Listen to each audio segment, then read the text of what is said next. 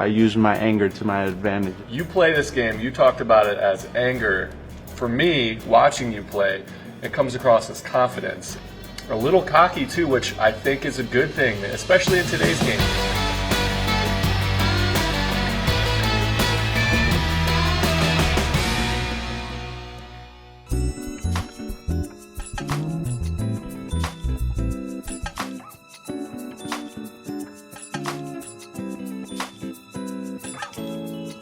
Mark, I saw you on your way over here, walking barefoot in the grass. Is that part of your routine every day? Now, I kind of started this year. A lot of the players are like talking about grounding and touching grass in a way, which is weird, but clears my mind, makes me feel like more relaxed and calm and meditated in a way. And I just go out there, just honestly enjoy the environment, look in the environment that I'm playing in. That's just been my routine for the past couple of months now. I kind of ran into the same thing. Some of my hippie teammates towards the end of my career started walking around. They're like, yeah, I'm grounding. And I made fun of it for a little bit, like, oh, you're being silly. And then I started to do the same thing. And I'm like, all right, there might be something to this. Especially at the beginning of my career, every ballpark I would walk around, check out the views in different parts of the stadium. I didn't feel like doing stairs in my mid-30s, so I started like walking around the field barefoot. There's just something about connecting with the earth, whatever it is. What else is a part of your daily routine? Do you do anything else that's of that kind of ilk? I get to the ballpark around 1 o'clock. I put my shorts on, my shirt, ground, go out for like 10 to 15 minutes. Go inside, say hello to everybody, go do my cold plunge. I have to do a cold plunge every day. And then I think after the cold plunge, I just go on with my day. And that's basically, I guess, the two weird things that I do is I ground and cold plunge, get in like for 3 minutes in the water. The cold plunge, I think, legitimately changed my life, like made my career longer. To start the day, I would end on hot, and then at the end of the day after the game, I would end in cold, like 6 minutes just in there. I still do it today, and when I'm at home, the cold plunge, my wife loves it. It's hard to love that feeling, but it makes you just feel alive, like brings all the good feelings up. So I appreciate that.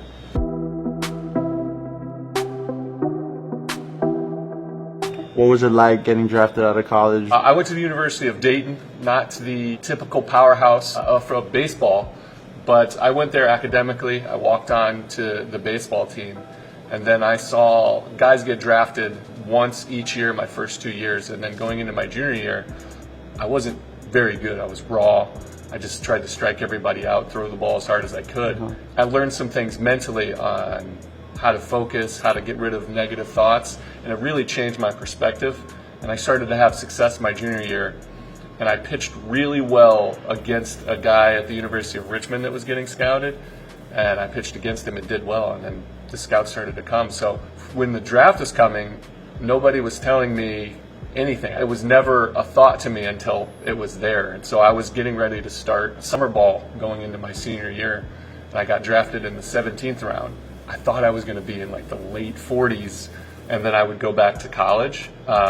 So when I got drafted on the first day, for me, I was a non-scholarship athlete. Dayton's a private school. It was very expensive, and they offered me enough money to sign where it was hard for me to say no to. And so I ended up signing. I left as soon as I could. I went to Boise from Ohio. I loved it, man. Like that transition, it was such a shock to me. I had no anticipation of actually going. So that's one thing I do miss, is I never got to do my senior year and say goodbye to college baseball.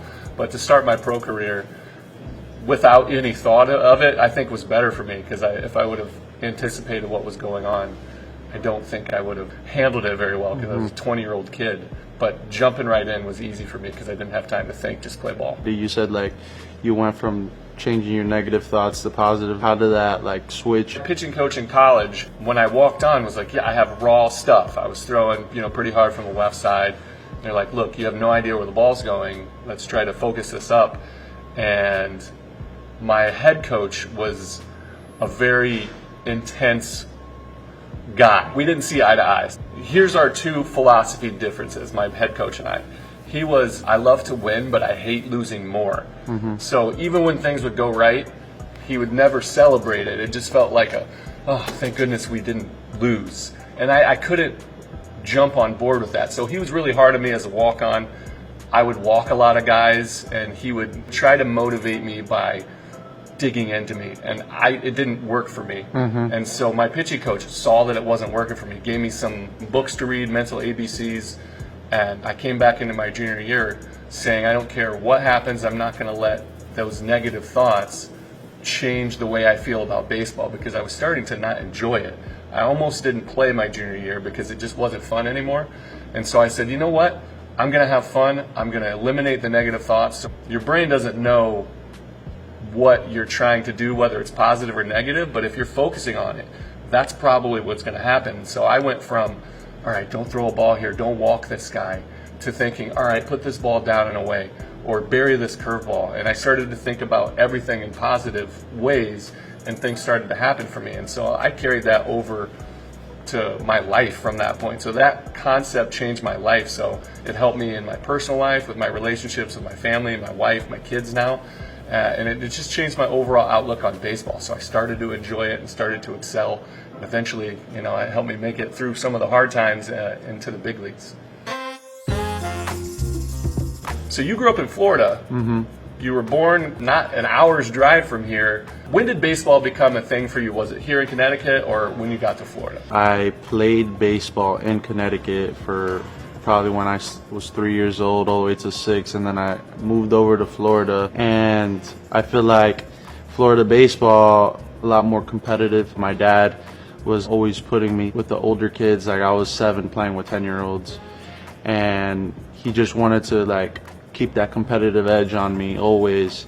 And I remember coming from Connecticut over to Florida, playing in Miami. It was just a different type of baseball. You had parents from both teams yelling at each other, yelling at the umpire. It was just like, what is going on? It's just 10-year-old kids playing a 6-inning game, and you got fans cursing. It was so competitive, and I was so new to it that I was like, oh my God. And my dad was telling me, this is what I want to put my son in, because I know he's gonna get the best out of him.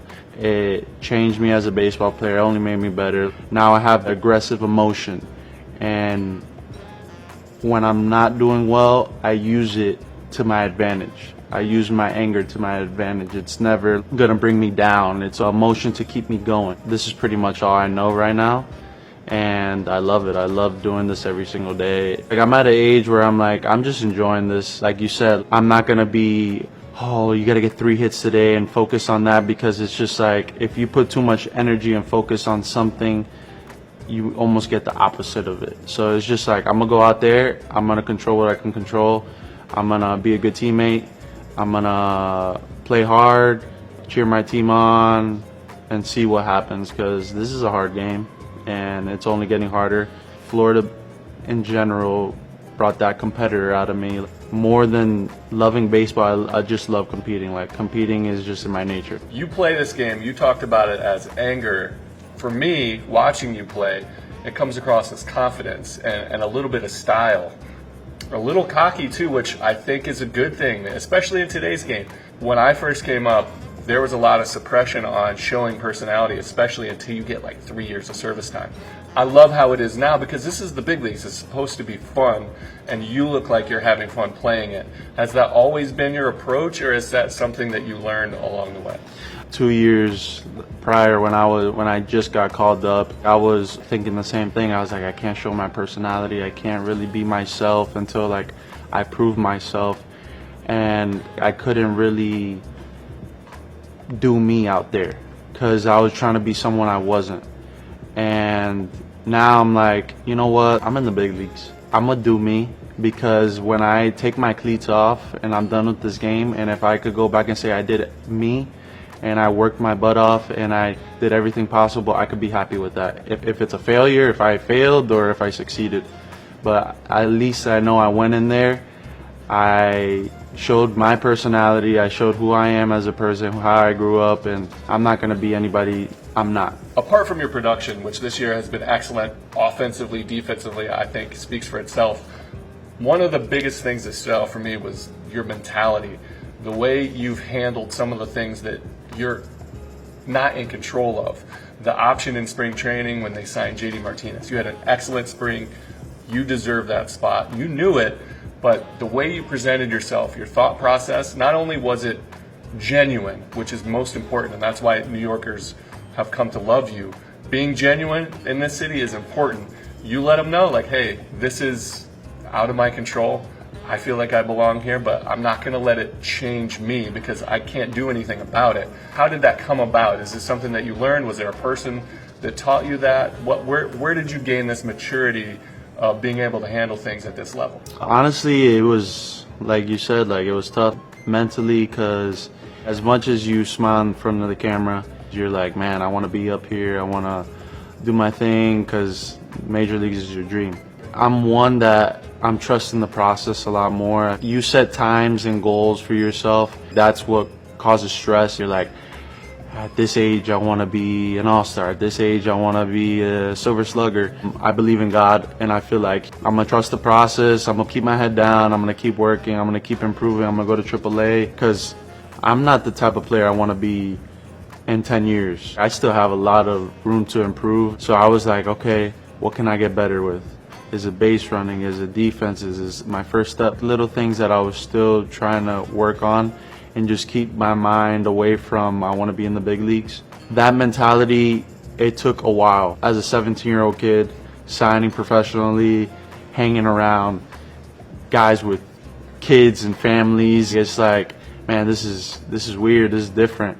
But I knew once I signed that contract at 17 years old, I know what I was getting myself into. Every situation that I get in this life, I know I'm built for it and I'm going to get through it. So that's just like a mentality I kept in my head and I keep in my head. There's just going to be so many downs in this game. That's only the start of it.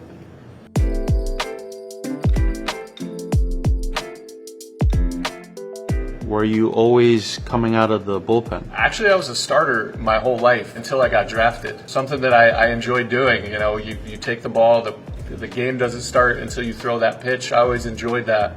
When I got to pro ball, they sent me to Boise, Idaho. The season started. I was coming from college. Nobody had any idea who I was. They just knew that I was coming. Our pitching coach looked at me, saw this body, and was like, I don't think you're going to throw 200 innings a year. You're in the bullpen. And so I literally was like, oh, okay, what's this about? And so I had some help on my teammates down there, trying to stay busy and learning the work ethic and what it takes. And then I was a bullpen pitcher my entire career. What is it like playing in New York compared to other teams that you played for in the big leagues? As you know, New York is very unique, as is everywhere in this country. And coming from Ohio, being a Midwest boy, I knew even before baseball became an option that I wanted to travel and see the country. Having the chance to play in the Bay Area, to play for the Oakland A's was amazing. Living in San Francisco was so fun, a lot laid back, no media. We were terrible at the beginning of my career there too, so we had like 3 beat writers. And then I got traded to Washington. Getting to play in the nation's capital was awesome. It was really strange too because a lot of fans that come to the games for Washington are from somewhere else because DC's made up of a lot of people from different parts of the country. So there was always a good contingency of the opponent's fans. I enjoyed playing there. Coming to New York was like a dream come true. I love the city. To me, it doesn't get better than this. New York is the best city in the world, in my opinion. I loved it, and the people here are different, and not better, not worse, but they give you direct feedback because this city is full of so many people. Every single job and occupation in this city is so competitive because there's so many people trying. So the cream of the crop always rises here. So if you're a camera operator or you're a stadium worker or you're a cab driver, restaurateur, whatever the case may be, if you're not good, you're not going to last here. And so I always appreciated that because in baseball's the same terms. You can't pretend around your statistics. Your results are what they are. As a bullpen guy, I would come in, and if I give up a home run, I can't lie about it. Sometimes you get beat, and New York holds you to that. The fans want you to be genuine and accountable. So I stood at my locker and answered the questions honestly. When I would give up the big home run, if it was my fault, I would let them know I hung this pitch and I lost the game for our team. It's tough, but I'm going to show up tomorrow I'm going to be mad this whole night, and tomorrow I'm going to wake up and let it go and try to get the next guy out. And so every city and every region of this country is awesome in its own way. New York, there's something about not just the city, it's the way the fans are enthusiastic about it and the way they have it. And not to mention, New York has everything that you could ever want in this city. So what is your walkout song this year? In the beginning of the year was The World Is Yours by Nas. Now it's How by Lil Baby. Okay. I'm a crowd pleaser. I want the whole crowd to get involved. What is it that makes you decide what song and when to change it? Once you walk up to the plate, you're like, oh, I'm feeling this song. It dies down over, for me, like in a week and a half, I'm like, oh, I need to change this. But like other people are superstitious and will keep it for a whole year, especially if they're playing well. I'm superstitious in some ways, but I kind of want to take that out of my head. But I think a week and a half, and I'm like, I'm over it. What about you? What was your walkout when you were over here in Citi? I had the same one my entire career. I walked out to Sympathy for the Devil by the Rolling Stones. And I chose it because most bullpen guys, or a lot of the late inning guys, would come out to heavy metal, Metallica, AC/DC, something really intense. And I learned quickly that I couldn't be effective with that kind of anger. I had to be able to calm myself down, play a little chess, because I know if I rear back and throw 93, 94 and leave it in the middle, it's still going to get crushed. But if I throw 91 and I put it where I want to, I can have more success. And so that song, not only is the Rolling Stones my favorite band, that song just puts me in that right mental state. And so it worked out. And the fans liked it. Every time when I was in Oakland, Bob Melvin, the current manager of the Giants, was my manager. He would be like, you have the best walkout song. Go do it proud. And so it would like add a little motivation. I did change it once. I am a huge hip-hop fan as well. Coming to Queens, when I first got traded over here, I was like, Queens hip-hop, who do I want? I went through Nas, and I was like, nah, I'm going to go Beastie Boys. And I changed it to Paul Revere, and it sounded amazing on this sound system. And then I got hit by a line drive and broke my arm. And I was like, it proves it. So I changed it back, and I never switched it up again. Oh, man. Thank you so much for doing this, Mark. Of course. I hope you enjoyed it a little bit. I'm glad the fans get to see a little bit more of your personality, because it shines. 100%. Thank you for having me. Awesome.